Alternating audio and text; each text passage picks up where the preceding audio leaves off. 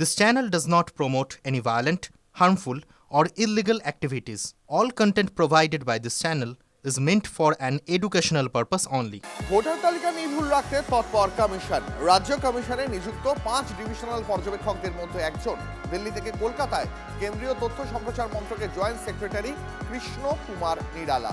আমাদের প্রতিনিধি শ্রাবন্তী রয়েছেন আমাদের সঙ্গে, আরো বিস্তারিত জানাবেন। শ্রাবন্তী, এখনো পর্যন্ত যে 5 জন পর্যবেক্ষকের আসার কথা তার মধ্যে একজন পৌঁছে গেছেন কলকাতাতে লাস্ট ল্যাপে, তার মানে কমিশনের যে তৎপরতা সেটা কিন্তু এই মুহূর্তে চোখে পড়ার মতো।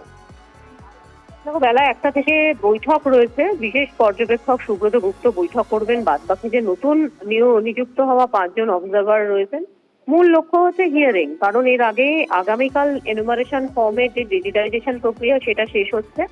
এরপরে খসড়া তালিকা প্রকাশের পর মূল লক্ষ্য হচ্ছে হিয়ারিং, কাকে ডাকা হবে, মৃতদের তালিকা আদতে কতখানি সঠিক রয়েছে সেটা খতিয়ে দেখা হবে। ইতিমধ্যে জাতীয় নির্বাচন কমিশন থেকে একটি তালিকাও পাঠানো হচ্ছে, সেগুলি মিলিয়ে দেখা হবে। এই গোটা প্রসেসিংটাই আজকে কিভাবে হবে সেটা নিয়ে আলোচনা হওয়ার কথা রয়েছে। বৈঠকের দিকে নজর থাকবে শ্রাবন্তী, ধন্যবাদ।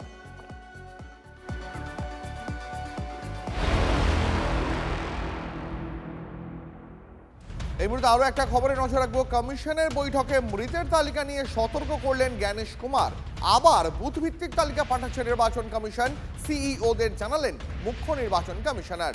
প্রত্যেক বিএলওকে আবার মৃতদের নথি খতিয়ে দেখার নির্দেশ। আধার থেকে প্রাপ্ত নথি পাঠাচ্ছে নির্বাচন কমিশন, আধারের নথির সঙ্গে মিলিয়ে দেখতে হবে বিএলওদের।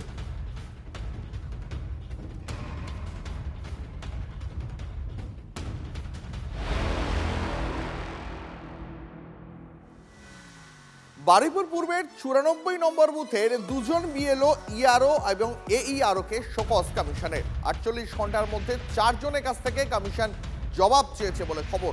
কমিশন সূত্রে জানা গেছে, ওই বুথের বিএলও হিসাবে যাকে প্রথমে নিযুক্ত করা হয়েছিল তিনি তৃণমূলের পদাধিকারী। অপসারণের পরেও তিনি কাজ চালিয়ে যান বলে অভিযোগ। পরে নতুন যে বিএলওকে নিযুক্ত করা হয় তিনি পুরনো বিএলওকে কাজ চালিয়ে যেতে দিয়েছেন বলে অভিযোগ উঠছে। আর তার জেরেই বারুইপুর পূর্বের 94 নম্বর বুথের 2 বিএলও, ইআরও, এইআরও কে শোকজ কমিশনের।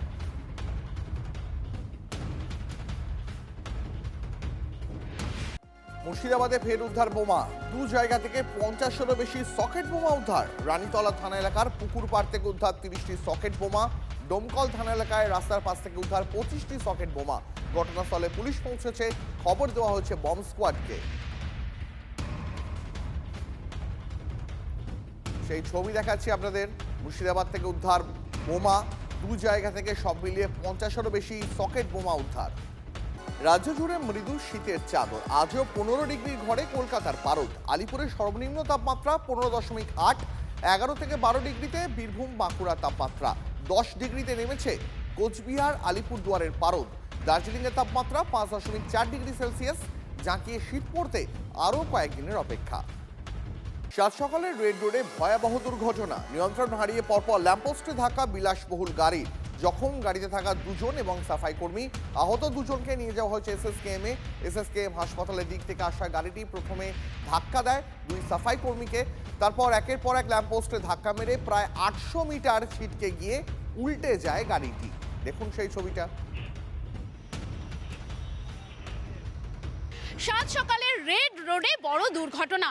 এসএসকেএম হাসপাতালের দিক থেকে অভিজাত একটি গাড়ি আসছিল, সেই গাড়ি রেস কোর্সের সামনে, সেখানে পর পর অনেকগুলো ল্যাম্পপোস্ট, সেই ল্যাম্পপোস্টে ধাক্কা মেরে সেই গাড়িটি 700 থেকে 800 মিটার দূরে গিয়ে গাড়িটি উল্টে যায়।